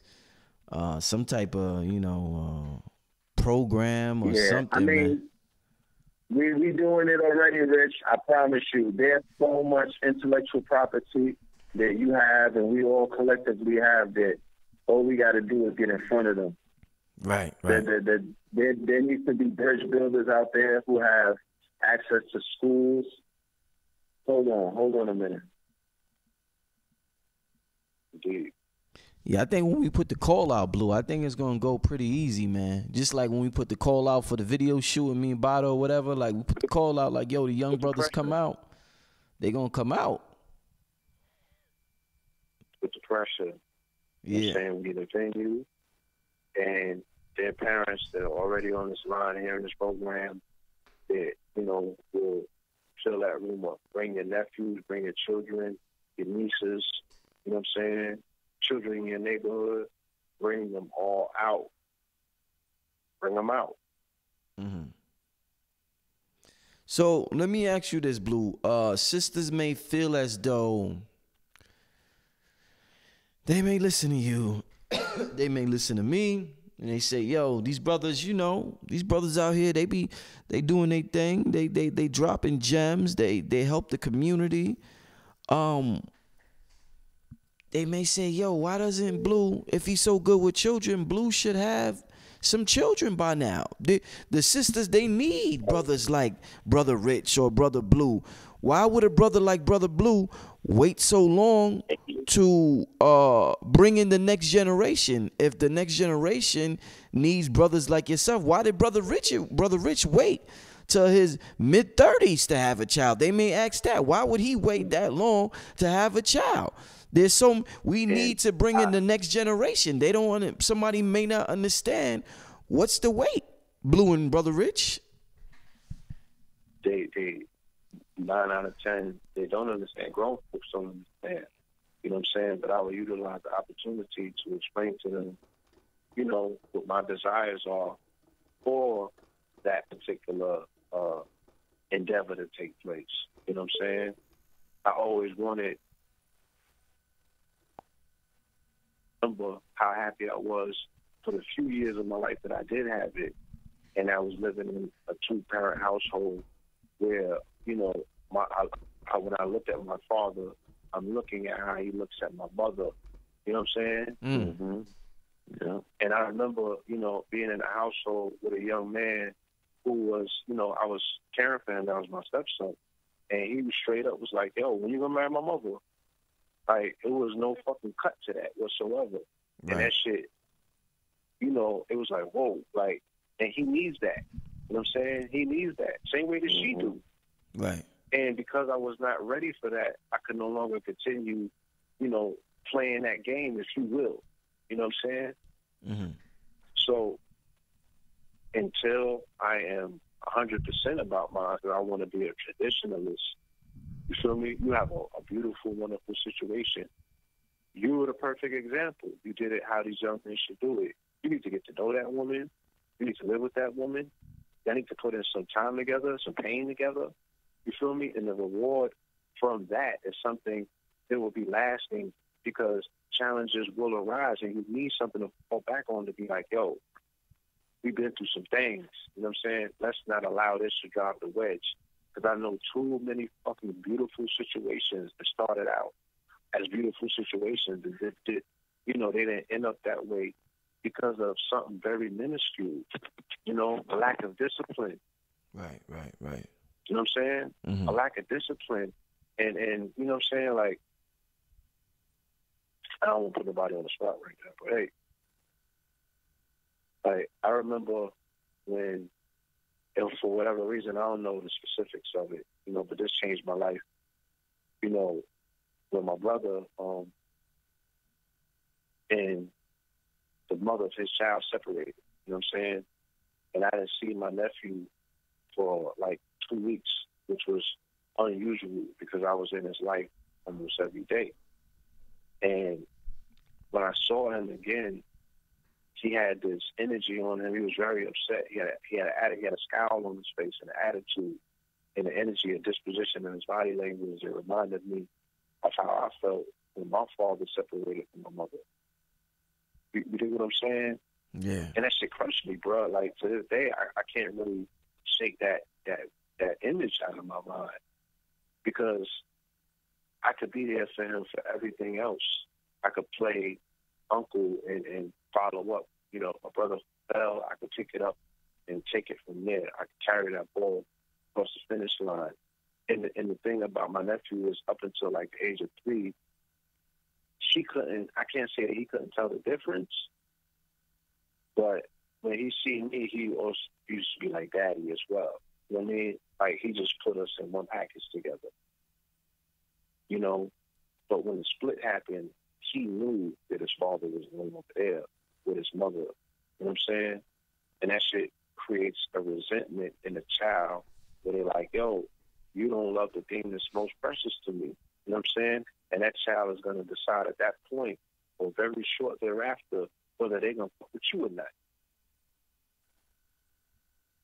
Right? And you got to play that game for the rest of your life with trying to convince this child that you're worthy of their love, because you're no longer loving the thing that's most important to them, and that's their moms, you know? So I decided, even prior to that, because of a continuation of things that I have seen in my life, you know, I needed to be with somebody who I could totally be there for, because I want to be a parent, you know what I'm saying, in a household that's raising a child, where that child every day is getting to see a level of love, a pure love. I'm not bringing somebody into this world who's going to be purposefully destructive because of something that I purposely did wrong. So, yo, did you blame your father more or your mother more? Because I didn't know they separated when y'all was you said when y'all was young. Was you upset with your father more than your mother, or did you because I heard some children blame their mother for it. It's funny you say that. I blame I don't want to get too much into the details. It's private. But I saw my father become aggressive to a degree where I knew that he had some blame, but I blamed my mother.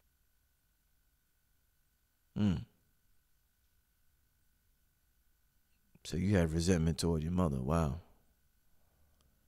I needed to believe that my father wouldn't do something that would jeopardize family. Damn. So I created an alternative reality in my own mind that didn't necessarily look down or blame my mother per se. I just thought that, she fucked up. Yeah. And the aggression that I saw being meted to her because of that fuck up was something that she brought on herself. And as a result, we was all paying the price. Right? But like I said, developmental psychology. Right? We're being programmed from the age of 0 to 7. We can't change that. We're just absorbing. We're a sponge. Our subconscious is being programmed, and we're going to run off that program for 95% of the rest of our lives. I mean, 95% of that program is going to be run from the subconscious, only 5% from the conscious. So I have to have work on myself to bring my, and I'm still doing work. Like, I had realized the other day that I was still, some of them issues were still lingering. Real talk. Yeah, man. So, like, I got to be, that was me being 100% real with myself. Yeah. And I know that there are many other people that are dealing with those same situations. I think that they call them mother issues. Feel me? And then I was in a situation where I had a stepmother, and she flipped the script where she changed the entire narrative as well to put the blame totally on my mother because she was playing chess. Man. You know what I mean? And my mother I had to unlearn and relearn, like Brother Derek Gray says, because my mother had to take that program and shatter it, you feel me, and explain what was taking place. You dig what I'm saying? So now I'm looking at my stepmother like, whoa, you would do that? Yeah. Sure would. You feel me? Crazy, man. Sure would. Yeah, sure would. Damn sure. And, the shit's deep, man. Like, bro. I was just having a conversation earlier with somebody, and they was asking me about veganism. And I say, the veganism thing is like my demarcation line between my allegiance to each one of the parents, because food was such a factor in my life. It was a determined factor of why I left my mother to go back to my father. Because I went to visit him, right? I was living on one of these islands, living on St. Croix, and we went to visit him during Christmas, and he brought us Burger King. And it was the first time that I tasted a Whopper with fries and a milkshake. You dig what I'm saying? Yeah. And shit was a game changer for me. And I was like, yo, fucking with this. You know what I'm saying? Food became a reward system. Not real talk. Wow. Food became a reward system in my home. You know what I mean? When I went out with my father, you know what I'm saying, he would buy us Frankfurters. He would buy us Haagen-Dazs. He would buy us pizza. And the food became a reward system. This is how he showed me that he loved me. At least in my mind, that's how it was convinced. Because I was being introduced to all of these new palates that I had never tasted because I was born vegan. Before there was a word for it. Yeah. You feel me? And then the resentment started setting in when I would go and see my mother, like, oh, you don't love me. You just feeding me fucking seeds. Real talk. And I'm only sharing this because there's people that are listening to this program that's going to go through the same thing. Same thing, yeah. You know what I'm saying? that are going through the same thing. Your parents that have split are going to use food to divide your allegiance to to each parent. It's going to cause all sorts of motherfucking. Because I dealt with it as a step parent. I dealt with it as a step parent for other children whose the other parent was utilizing food as a weapon to drive a wedge between the relationship between the young man and his mother. I've seen it in real time. So be aware of that, family. You know what I'm saying? These are the tricks that are going to be utilized. And food, you know, all culture is situated around food, right? And family is situated around the dinner table. Right. So, you know, and again, we have a brain in our stomach. So this shit is really something that gets into your mind. It's really something that seeps into your consciousness. It's really something that you just can't readily shape. You know, food thing is deep.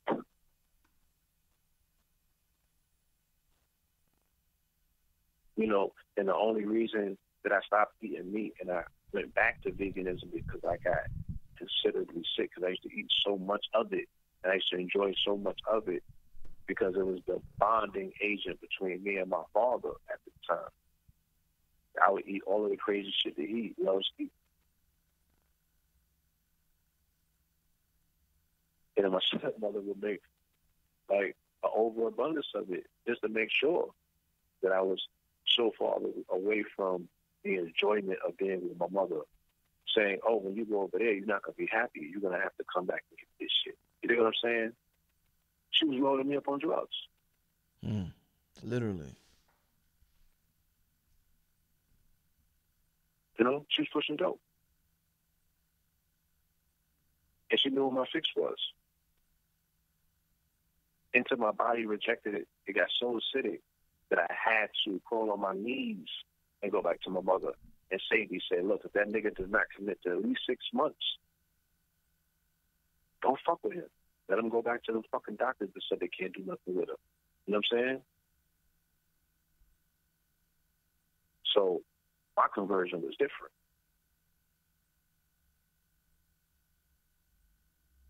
You know?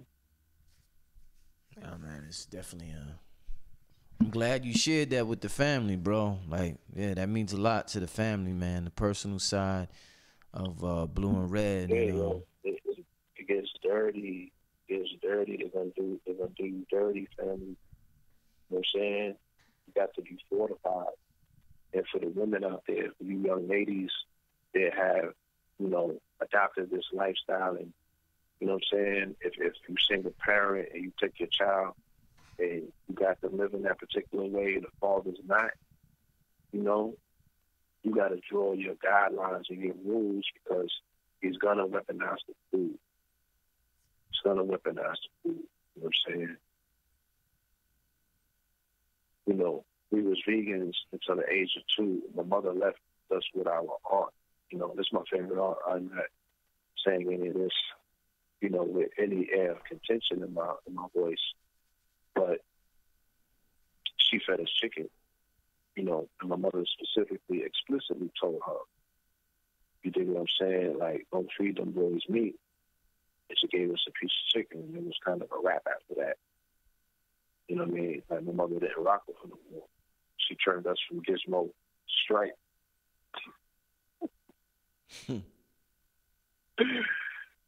And again, that was their way of saying, like, yo, I mean, I can't really say it like that, but my mother, according to what she told me, she was like, they didn't respect her gangster, meaning that she was utilizing a lifestyle that didn't have no publicity, no backing to it. No one else in their community, no one else that they knew was living the way that my mother was committed to living in the 70s. This was before Sabi. She was a vegan. You know what I'm saying? It wasn't respected. It wasn't respected. Somebody took it upon themselves, right, to decide better than the mother knows. It fucked her whole program up. So You got to be careful of all of that. You got to be careful who you leave in your seat with, young ladies. You know what I'm saying? You have to draw the line. You have to draw the line. There has to be rules set in place. And if somebody violates them, you have to be willing and ready to enforce. Because if you feed Gizmo after midnight, he's going to fucking turn the strike. Okay?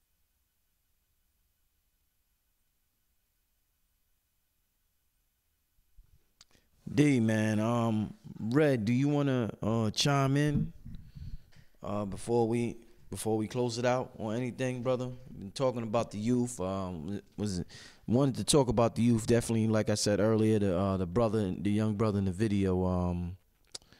I believe his name is Jeremiah Harvey, and just got us talking about a lot of things. Red, you there? By the way, is Red there? Yeah, I'm right here. Oh, okay. Yeah, you've been so quiet. Yeah, but just seeing that brother and what he went through got us talking about a lot of things about where the hell is the father at? Single parent households and things like that. Being street smart and book smart in this culture and the advantages of that. But lengthy conversation. We've been on here for about 2 hours, Red. I want to thank everybody for still being in the chat. It's about 2:30 on the East Coast. So thank everybody in the chat who's still with us. Anything you'd like to add to close it out? Yeah, go ahead, Red.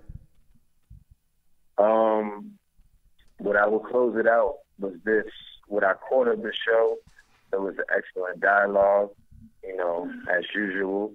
And, I would have loved to add on to the conversation. But what I would say is this.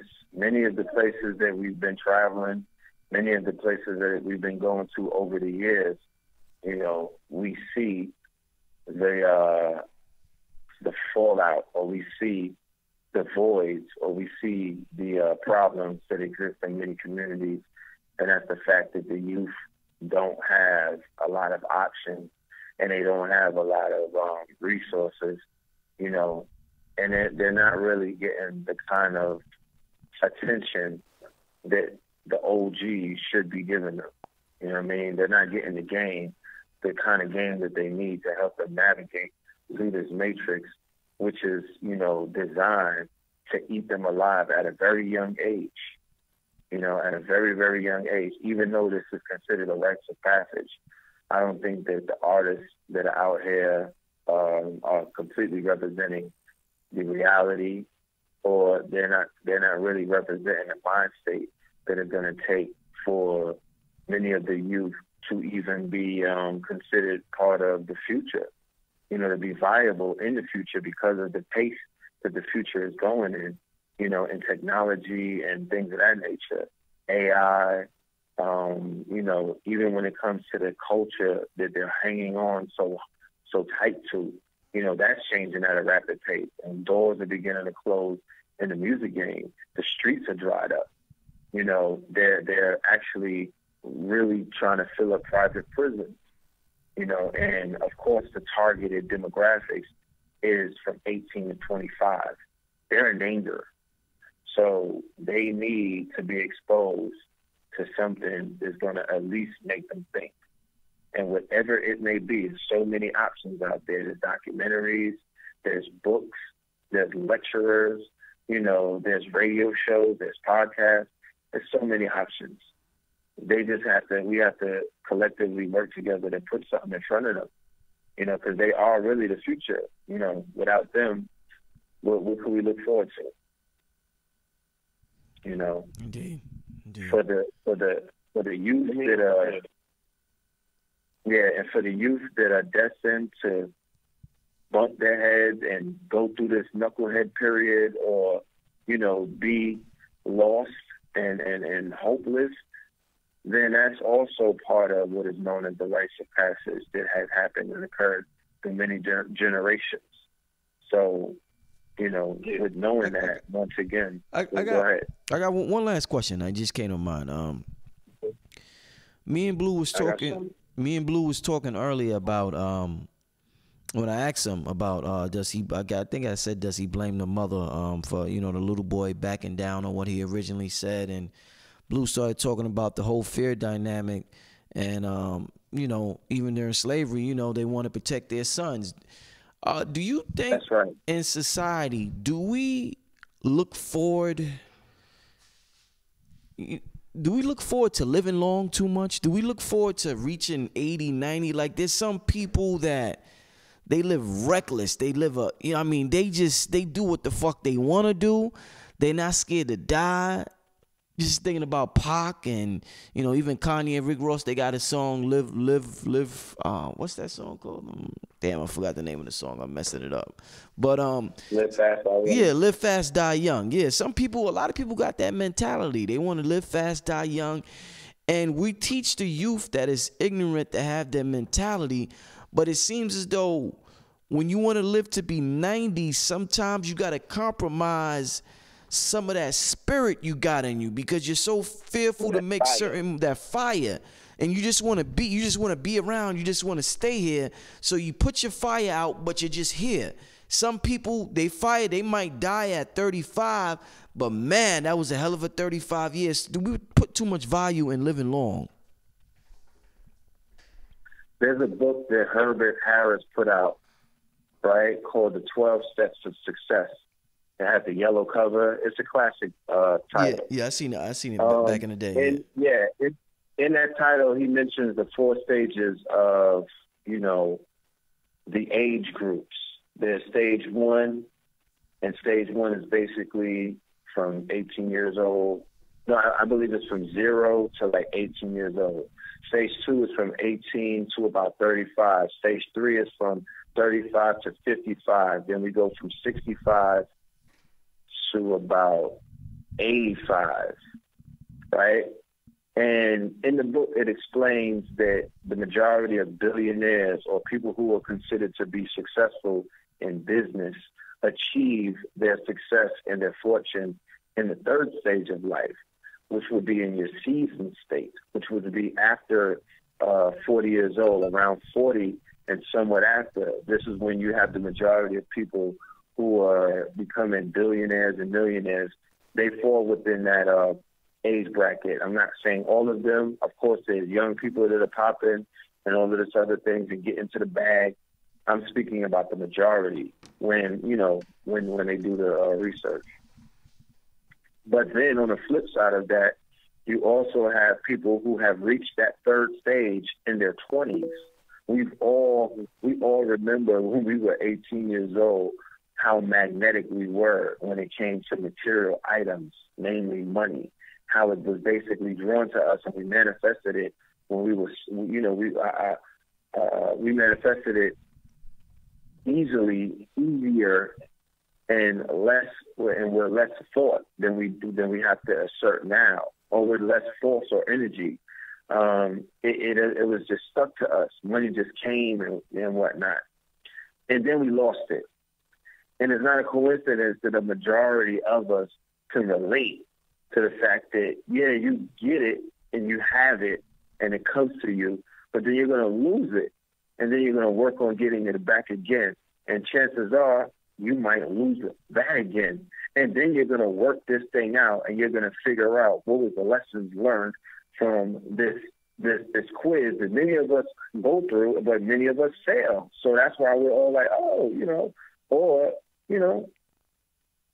and the next time you do it, when you're more spiritually grounded in that 40-year-old wisdom stage or that 50-year-old gray silver hair stage where you could see things more clearly, you don't really, you move more strategically because you understand life more so because of the fact that age brings about experience. You're well seasoned. You made it to half a century. All of those people who were that took off like they were Usain Bolt, they burnt out at 19. They burnt out at 22. You feel me? They dropped out of the race early. You realize that making it to 50 is the prize. You realize the longer that you live and the longer that you go down the line, the more, some people respect that. When you're 18 and 25, you want to be James Dean. You are flirting with death. You're living life dangerously. You feel me? Your hormones are racing. You're sowing your oats. all of these chakras are beginning to activate. You know, all of this kundalini is beginning to rise. But then what happens? You procreate and you go from immortal to mortal because you begin to live for somebody else. See what I'm talking about? You get domesticated and you become Clark Kent on this planet when you was running, flying around like Superman. And for some people, it doesn't stop. They don't stop flying around to the 10th child.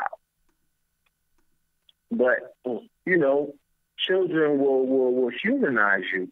You know what I'm saying? Children will create something within you that will have you thinking about legacy. When you're trying to do James Dean type shit, when you're trying to get to the Lamborghini when you're 18, taking penitentiary chances every single day, you're not necessarily focusing on legacy. Right? Mm-hmm. Indeed. You focusing on Jodeci. You know what I'm saying? You focusing on getting some legs. You playing some Jodeci. You know what I mean? You're gonna want to plant your seeds, but you're not necessarily even invested in remaining on the planet or being in those seeds' life to build and leave legacy. Unfortunately, family, Al Pacino, who played Scarface, wasn't even Cuban. He's out there in Hollywood doing a whole bunch of other shit right now. The movie wasn't real. You can't build a legacy off of selling cocaine in America 2 years from 2020. Okay, cut it out. How many? Netflix has about 800 shows that tell you niggas it's not going to work out. It's not going to work out. There's no season twos in these stories that they're telling y'all. So let me whatever. Say it again. I said, let me punctuate this conversation before we close it out. Let me just add on real quick. Let me close out. Because in that statement that I just made about Netflix, with the 800 shows that they do have and they broadcast where they're entertaining the thought and encouraging the brothers and sisters who are living in impoverished conditions, like the youth and the people that we see and the melanated people that we see on this island that we're on right now, which is paradise, and they don't even realize that they're living in paradise. They'll get enticed watching Narcos. They'll get enticed watching all of these things, and they'll figure that that's the way of life. So the youth are being inundated with all of these suggestions by all of these platforms and these content providers that are all surrounding them, from the music to the movies, the TV shows, to the series, to everything, to the reality shows, to everything. So we have to be very aware of that and continue to just change the tides on things, you know? So I'm going to close out. I ain't going to be long. So I got to do my Melanin Mondays. Yeah. Like I said, I want to punctuate this conversation with the fact that while we were out here, right, unified on stage, shifting paradigms, saving babies, you know what I'm saying? I got a phone call Sunday night, you know, about an incident that took place on Saturday. I called the individual back and he told me that a friend of mine's child had got killed in Atlanta. He was 26-year-old, right? 5 gunmen with semi-automatic rifles. So while we're unified, 10 of us on stage to save lives, 5 melanated young men got together, right, and plotted the murder and the death of this young man, right, lit him up, lit the whole situation up, bodied him, you know what I'm saying? He was only 26-year-old. I don't know what he was into necessarily. I just know that we have another funeral to go to. I know that there are, you know, parents that are lamenting at the loss of their child at the hands of children that look just like them. You know what I'm saying? So it's a cold fucking world out here. Like, these are not games. These streets are not friendly. You know what I'm saying? The streets never took no L's. It's the people taking the L's. It's the families that are taking the L's. You know? So we have to be there for these children. We have to provide better opportunities. We have to stop losing our children to these streets every single fucking day. You know what I'm saying? If it's not the penitentiary, it's the grave. And they have all these other variables that are now, these other columns that are being filled up where we're losing our children to. So, you know, I don't know what our priorities lay as a people in regards to what we're willing to fight for, in regards to what we're willing to stand for, you know, but with regards to what we're willing to no longer lay down and allow. But I'm not putting 20 or 30 years into rearing a child to lose him to the streets. You know, it's painful, bro, because I know his father, I know his mother and his father, and I know what type of warrior his father is for these people. His father's been frontline for these people for mad years in the community, doing his father's part of the conscious community. I'm not gonna put his name out there, but his father's part of the conscious community who has been frontlining and creating programs and putting on. He got into politics. You know what I'm saying? He's created summits. You know, flown speakers down. You know, frontlining himself. He put everything on the line, and now he got to bury his son at the age of 26. Because sometimes you be so invested into the people. You be so invested, bro. You put so much into the people that you forget about that which is nearest and dearest to you, right? Or you don't put that amount of same energy and time into it, not out of neglect. I'm not saying that. I'm just saying that you want to split that time between your mission of providing and saving the people, you know what I'm saying? That you fucking totally forget the fact that the one that you came out of your own loins needs you the most. And sometimes you got to make a decision. It's one or the other. Right. You know? So until I know wholeheartedly 110% where I stand, you know, I'm not jumping into that motherfucking shallow pool. So these are the things that go into my decision making, to know, you know, I have to know what time it is, because I can't make those mistakes. You know what I'm saying? Can't make those mistakes. I can't, and then it's ultimately probably not even in my hands. I'm just saying that I can't set a situation up that will ultimately or by chance probably lead to something like that. You feel me? So yeah, man, it's real consequences out here. You know, these streets are nothing to be played with. You know what I'm saying? We need to put on for these children 110% more to show them alternatives, you know, to make living, you know what I'm saying, a fanciful thing again, an enticing thing again, something that they look forward to. And not just living, but living to be old. You know what I'm saying? And not old and unoperable, but, you know, old with some swag. Or, you know what I'm saying? Just older in your years, per se, but still young at heart. Still young with swag and all of those other things that children respect. You know? Because this is where they make their decisions at. And I remember taking penitentiary chances every single day of my life. You know? I remember that shit like it was yesterday, because that's probably when I had the most fun. But I love what I'm doing right now. You know, this is a calling, and you know, I wouldn't trade it for the world. So again, thank you for the opportunity to share this information with your audience. Thank you for the opportunity, you know, to impart some of this information to you, and also learn. You know what I mean? Because you always bring something to the table, and you sacrifice these hours out of your day, you know what I'm saying? Because you got a little one that you have to tend to. You have a wife that needs your energy as well. So, yeah, y'all, like that super chat up. Patreon subscribers, you already know what time it is. SoulGoldBiz.com. You can go and get you some gold, silver, platinum. Feel me? Red Pill. Check the Melanin Mondays out. Do whatever it is that you need to do. Thank you, everybody that has journeyed with us past the 2:30 mark. It's 2:44 right now. I didn't set it up like that. That's just what it is. Peace. Damn it. Yo, before we close out, also, I want to remind everybody, Sunday, November 11th, an amazing lecture. King Simon's bringing Runoko Rashidi, Leonard Jeffries, and Professor James Smalls. I got an interview lined up with all three of these gentlemen in the upcoming weeks. But November 11th is the day. And to top it off, yo, on Blue Pill, Red Pill, Cambada will also be performing. It's gonna be. It's gonna be. That flyer. Yeah, I know. I got that. I know King Simon was like, Brother Rich got the wrong flyer up there.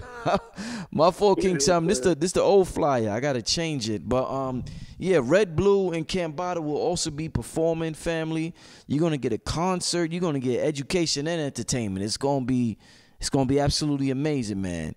Yo, I look forward to seeing y'all perform, man. I'm gonna be honest. I'm a fan of y'all music, and I look forward to seeing y'all perform on November 11th, man. So yeah, I'm gonna be in attendance. I'm gonna be cheering. It's gonna be fun, man. Indeed, we look forward to it as well. Shout out to King Simon. Shout out to the elders. You know what I'm saying? Shout out to the ancestors and the youth. Feel me? We're going to unify all of these factions. At the end of the day, we are all one people. There's no such thing as our ancestors are dead. They're all with us. You know, we show up with a trillion in tow. So, peace, love, and light. Make sure that you're in the building. Make your way to St. Francis College, November 11th. That's 11/11. We're going to turn it up. We're going to tune it up. You know what I mean? We're going to get back into that 11/11 quantum mind meditation. You know, we're going to shift these paradigms. So definitely look forward to it. We got any you want to add anything before we leave, Red? Any Yeah. Love and light to the family. Peace and love. All right. Peace, family. We out. Peace. Peace.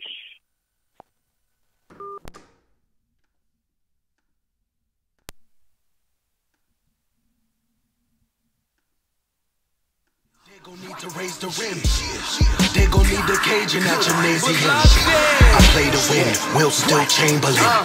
Even Damien and Satan is afraid of him.